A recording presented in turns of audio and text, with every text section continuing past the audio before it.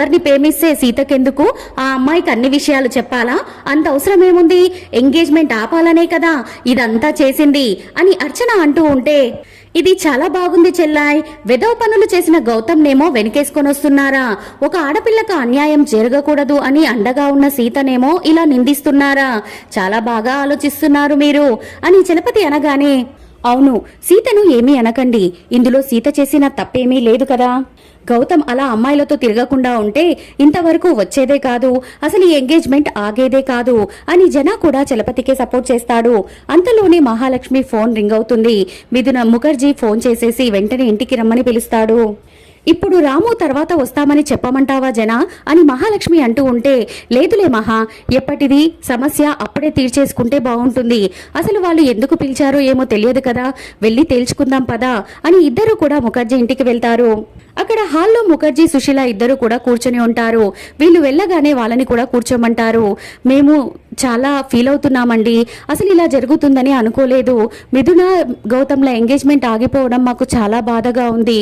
అసలు మేము అస్సలు ఇలా అవుతుందని అనుకోలేదు అని మహాలక్ష్మి జన ఇద్దరు కూడా సారీ చెప్తూ ఉంటే, మేము మిమ్మల్ని ఇక్కడికి సారీల కోసం పిలిపించలేదు, మిథున మీతో కాస్త మాట్లాడాలి అని చెప్పింది, అందుకే పిలిపించాను, వస్తుంది తను అని చెప్పగానే మిథున పైనుంచి కిందికి ఎంట్రీ ఇస్తుంది. మిథునను చూడగానే మహాలక్ష్మి జన ఇద్దరు కూడా గిల్టీగా ఫీల్ అయిపోయి తనకు కూడా సారీ చెప్తారు. నేను మీ సారీ కోసం ఇక్కడికి పిలిపించలేదు, నేను మీతో బిజినెస్ ని మొత్తం రద్దు చేసుకోవాలనుకుంటున్నాను, ఈ ఫైల్ మీద సంతకం పెట్టి వెళ్ళిపోండి అని మిథున సాఫీగా చెప్పేసరికి, అదేంటి మిథున అంత మాట అనేశావు? ఇప్పటికిప్పుడు మీరు బిజినెస్ ని వాపస్ తీసుకుంటే మా షేర్ అంతా కూడా పడిపోతుంది, మేము నష్టాల్లో కూరుకొని పోతాము, పైకి తేలుకోలేము, అంతేకాకుండా మా ఎంప్లాయీస్ అందరూ కూడా రోడ్డున పడిపోతారు. కాస్త ఆలోచించు మిథున. అయినా గౌతమ్ చేసిన తప్పుకి మేమేం చెయ్యగలం అని జన అంటూ ఉంటే, మీ ఇంట్లో ఉన్న వ్యక్తి గురించి మీకు తెలియదా? అయినా మీరు నన్ను ఒక్కసారి చీట్ చేయలేదు, 2 సార్లు చీట్ చేశారు. నేను రామ్ని పెళ్లి చేసుకోవాలి అని అన్నప్పుడు అప్పుడు కూడా చేస్తాను అన్నారు, కానీ అది జరగలేదు. సరే పోనీ గౌతమ్నైనా పెళ్లి చేసుకుందామని అనుకుంటే ఇలాంటి ఫ్రాడ్ని నాకిచ్చి పెళ్లి చేయాలని మీరు అనుకున్నారు. మీ వల్ల నేను 2 సార్లు మోసపోయాను, అంతేకాకుండా ఈ ఎంగేజ్మెంట్ వల్ల మా పరువంతా కూడా పోయింది. మీరు చెప్పే ఒక్క సారీ తోటి మా పరువంతా కూడా తిరిగి రాదు కదా, అందుకే సంతకాలు పెట్టి మీ దారిన మీరు వెళ్ళిపోండి అని ఖరాఖండిగా చెప్పేస్తుంది మిథున. అదేంటి ముఖర్జీ గారు అలా చూస్తున్నారు? తనంటే చిన్నపిల్ల, కానీ మనం ఎన్నో ఏళ్ల నుంచి వ్యాపారం చేస్తూ వస్తున్నాం, అందరం కూడా కలిసికట్టుగా వ్యాపారం చేసుకుంటున్నాం. ఇప్పుడు సడన్ గా మీరు విత్డ్రా అవుతాను అంటే మా పరిస్థితి ఏంటండి? కాస్త ఆలోచించండి, మిథునకైనా మీరు చెప్పండి ప్లీజ్ సుశీల గారు, మీరు చెప్పండి అని మహాలక్ష్మి బతిమిలాడుతూ ఉన్నా కూడా ముఖర్జీ సుశీల ముఖం మీదే, ఇది అంతా మా వల్ల కానిది, మిథున డెసిషనే మా ఫైనల్ డెసిషన్ అని తేల్చేసి చెప్తారు. ప్లీజ్ మిథున ప్లీజ్, మాకొక్క ఛాన్స్ ఇవ్వు, మా వల్ల మీకు పరువు నష్టం జరిగిందన్నది నిజమే, కానీ మీరు ఇలా విత్డ్రా చేసుకుంటే మాత్రం మేము చాలా నష్టపోతాం, రోడ్డున పడిపోతాం అని మహాలక్ష్మి బతిమిలాడుతూ ఉంటే, సరే ఛాన్స్ అయితే ఇవ్వలేను కానీ ఒక ఆప్షన్ అయితే ఇస్తాను, మీరు వెంటనే రామ్కి నాకు పెళ్లి చేయండి, నేను మా బిజినెస్ ని మీతో పాటు మింగిల్ చేసి ఉంచుతాను అని మిథున చెప్పగానే ఇద్దరు కూడా షాక్ అయిపోతారు. రామ్కి ఆల్రెడీ పెళ్లయింది, సీత ఉంది కదా అని జన అంటూ ఉంటే, లేదు ఇప్పుడు సీత దూరంగా ఉంటుంది కదా, సీత గురించి ఉన్నవి లేనివి చెప్పేసి సీత ఇక నీ లైఫ్ లోకి రాదు అని రామ్ని ఒప్పించి నాతో పెళ్లికి ఒప్పించండి, ఇక మీకున్న ఆప్షన్ ఇదే అని మిథున చెప్పేసరికి, అది మా వల్ల కాని పని మిథున, రామ్ సీతను ఎప్పటికీ వదులుకోడు, తను ఏదో చిన్న మనస్పర్ధ వల్ల సీతని దూరం పెడుతున్నాడు, కానీ తనకు సీత అంటే చాలా ఇష్టం అని జన అనేసరికి, ఆల్రెడీ మహాలక్ష్మి గారు నాతో ఒకసారి చెప్పారు, సీతను ఈ ఇంటికి తీసుకొచ్చే ప్రసక్తే లేదు, తను ఇక ఈ ఇంట్లోకి రానే రాదు అని. అలాంటప్పుడు ఇక వేరే ఆప్షన్ ఏముంది? నాకు కావాల్సింది రామ్, నాకు రామ్ బాగా నచ్చాడు, మీరు చేయగలిగితే రామ్తో నా పెళ్లి చేయండి, లేదా ఆ ఫైల్ మీద సిగ్నేచర్ పెట్టేసి సైలెంట్గా వెళ్ళిపోండి, ఇక రోడ్డున పడతారో లేక నా పెళ్లి చేస్తారో మీ ఇష్టం అని ఆప్షన్ ని వాళ్ళకే వదిలేస్తుంది మిథున.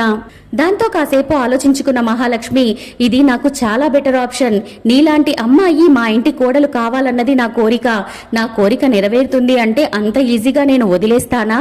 సరే మిథున, మేము ఈరోజు ఇంటికి వెళ్ళి రామ్తో మాట్లాడతాం, రామ్ ఏమంటాడో తెలుసుకొని రేపు నీకు ఫోన్ చేసి చెప్తాము అంతవరకు కాస్త కూల్గా ఉండు అని మహాలక్ష్మి చెప్పగానే సరే చాయిస్ ఈజ్ యువర్స్, ఏ నిర్ణయం తీసుకున్నా మీ ఇష్టం అని మిథున చెప్పేసి వెళ్ళిపోతుంది.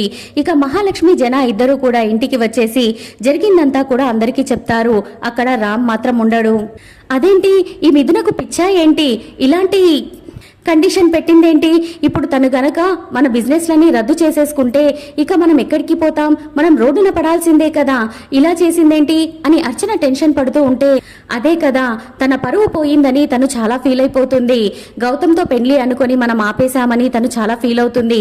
అందుకే రామ్తో పెళ్లి చేయడం తప్ప మనకు వేరే ఆప్షన్ లేదు, చేస్తే పెళ్లి చేయాలి లేదా మనం రోడ్డున పడాలి అని మహాలక్ష్మి అంటూ ఉంటే చలపతి దిగి మీరు ఏమైనా చేసుకోండి, రామ్ మాత్రం మిథున్ను పెళ్లి చేసుకోడు, రాముడికి ఒక్కతే సీత, రామ్ ఎప్పటికీ సీతను వదిలిపెట్టాడు అని చలపతి అంటూ ఉంటే నువ్వేంటన్నయ్య అలా మాట్లాడతావు, మనం రోడ్డున పడుతున్నామన్నా కూడా రామ్ పెళ్లి చేసుకోడా అని అర్చన అడుగుతుంది. మీలాంటి మనుషులైతే అలాగే ఆలోచిస్తారు, కానీ అక్కడ రామ్ సీత గురించి మాత్రమే ఆలోచిస్తాడు, డబ్బు గురించి అస్సలు ఆలోచించడు. మీరెన్ని ప్రయత్నాలు చేసినా సరే రామ్ మాత్రం మిథునని పెళ్లి చేసుకోడు అని చలపతి తేల్చేసి చెప్తాడు. ఇక రేపటి ప్రోమోలో గౌతమ్, అర్చన, మహాలక్ష్మి హాల్లో కూర్చొని టెన్షన్ పడుతూ ఉంటారు. సరే గౌతమ్ ఈ కేసులో దొరుకుతాడా లేదా అనేది మనం టాస్ వేసి చూద్దామా అని అర్చన ₹1 కాయిన్ తీసేసి పైకి విసిరి కింద పట్టుకోబోతుంది. కానీ ఆ కాయిన్ చేయి జారిపోయి అలాగే దొర్లుకుంటూ వెళ్ళిపోతూ ఉంటుంది. అంతలో సీత డిటెక్టివ్ వేషంలో ఎంట్రీ ఇచ్చి ఆ కాయిన్ ని పైకి తీస్తుంది. సీతను డిటెక్టివ్ వేషంలో చూసిన వాళ్ళందరూ కూడా షాక్ అయిపోతారు. మీరు ఏం కోరుకుని ఈ కాయిన్ వేశారో ఏమో తెలియదు, కానీ మీకు బొమ్మ పడింది, ఇక మీరు అనుకున్నది దిమ్మ తిరిగిపోతుంది అని సీత అనేసరికి అర్చన, మహాలక్ష్మి షాక్ అయిపోతారు. అంతలో పైనుంచి రామ్, చలపతి దిగుతారు. సరే సీత, ఇంతకీ ఈ డిటెక్టివ్ వేషంలో ఇప్పుడిక్కడికి ఎందుకొచ్చావు అని రామ్ అడిగేసరికి సుమతి అత్తయ్య హత్య కేసులో ఉన్న నిజానిజాలు బయటికి రాబట్టడానికొచ్చాను, వాస్తవాలను వెలికి తీస్తాను అని సీత కాన్ఫిడెంట్ గా చెప్తూ ఉంటే అక్కడున్న వాళ్ళంతా కూడా షాక్ అయిపోయి చూస్తూ ఉంటారు. మరి సీత నిజంగానే డిటెక్టివ్ లాగా మారి వచ్చిందా, ఎవరైనా పర్మిషన్ తీసుకొని వీళ్ళని ఇంటరాగేషన్ చెయ్యొచ్చు అని ఒక పవర్తోనే ఇంట్లోకి ఎంట్రీ ఇచ్చిందా తెలుసుకోవాలి అనుకుంటే నా ఛానల్ని సబ్స్క్రైబ్ చేసుకుని ఒక లైక్ ఇవ్వడం మర్చిపోకండి. Bye bye friends.